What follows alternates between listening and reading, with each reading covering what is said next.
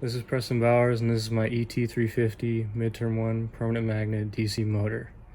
So as you can see in the diagram, you have a voltage source, which is 9-volt battery, and it's sourcing a coil which is in here, and it's made up of insulated motor wire so that the coil doesn't short, and it's wrapped so that the current goes first over the top to the right and then to the left through the bottom. There's a magnet down below where, by Gauss's law, you know that the flux density is upwards, and since the coil bottom of the coil spool's current is going to the left and the flux density is up, you know that the force is out, away from me. Based on all of our 7 principles described in class shown here, the predicted direction according to Gauss's law for flux, Bill's law for force, and the right-hand rule and Lenz's law for direction of that force, our predicted direction of rotation would be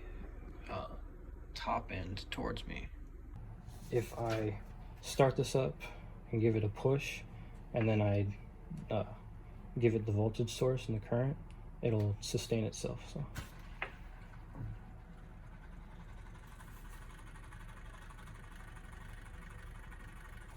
And the voltage polarity of this battery is just like in the diagram: positive end on the left, negative end on the right.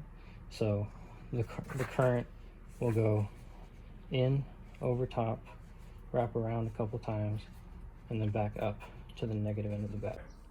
So it's evident that as this coil spins, the current that was initially on top going to the right will then be on the bottom going to the left, which inverting by Bill's law, by inverting that one vector for current, inverts the force, which would cause a braking force.